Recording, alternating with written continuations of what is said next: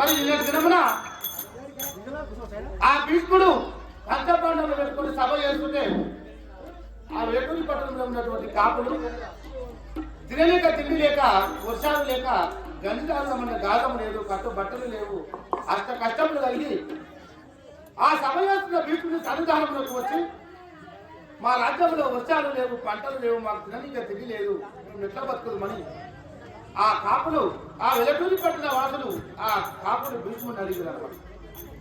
ఆ భీష్ముడు ఈ సకల ధాన్యం అంతా తీసుకొని పోయి మీ తల్లి పిల్లల సంతోషంగా ఉండి అన్నాహారములు స్వీకరించండి, నేను వెంటనే వచ్చి నా తల్లి గంగాభవాని గురించి తపస్సు చేసి గంగను భూలోకముకు రప్పిస్తా, వర్షాలు సమృద్ధిగా పడిపించి మీ పంటలు మంచి బతుకులు పోండి అని ఆ భీష్ముడు కాపులను వారు ఇంటికి పంపడం జరిగింది అన్నమాట. మరి ఆ యొక్క భీష్ముడు ఆ కాపుల యొక్క కోరిక తీర్వడానికే ఆ గంగాభవానిని వేడుకున్నాడు అనమాట. కష్టములు లేక కాపులు తిప్పల పడుతున్నారు తల్లి, ఈ భూమండలం అంతా అదనపుదనం అవుతున్నది, ఎండవేడికి నీ వర్షం కురిపించి సలదానం ఇచ్చి పంటలు మంచిగా వండేటట్టు చేయవు తల్లి అని వేడుకుంటే ఆయన ప్రత్యక్షం కాలి.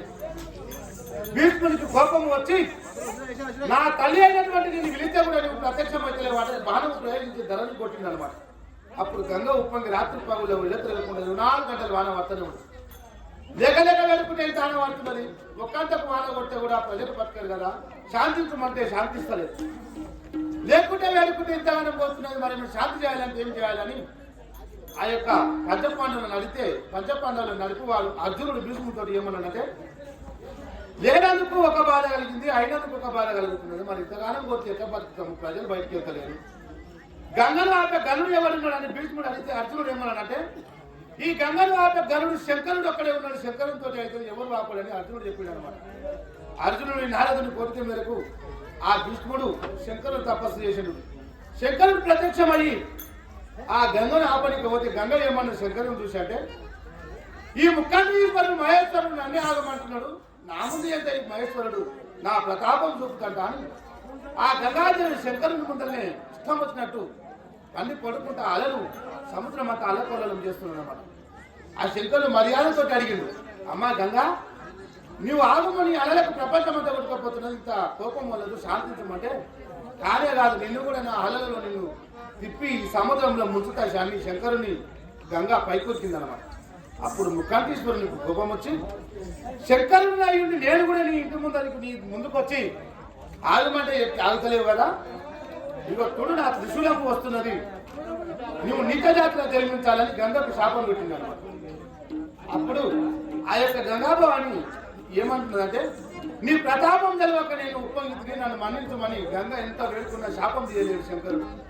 మరి గంగ ఏమన్నది శంకరునితో, నీవు అన్నట్టు వెలటూరు పట్టణంలో బెస్తవారి ఇంత నేను బెస్త ఇంట్లో జన్మిస్తాను కానీ నాకు షర్త అన్నది గంగ.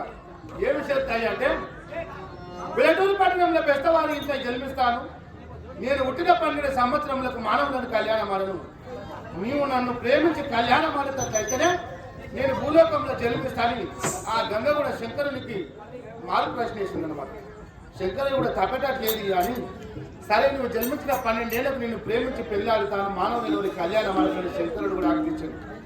మరి గంగ భూలోకంలో బెస్తవారి ఇంకా జన్మించాలంటే తల్లిదండ్రులు ఆ బెస్తవారి కారకులు కావాలి కాబట్టి 2వ రోజు కథాసారాంశం ప్రకారం ఆ గంగ జన్మించడానికి శకుదేవయ్య చక్రదేవం అనే 2 దంపతులు ఈరోజు మన సభామందిరంకు వస్తున్నారు. మీరందరూ కూడా అర్ధమరాత్రి చేసుకోకుండా పడుకోకుండా మీకు అందరూ కూడా పుణ్యం వస్తారు.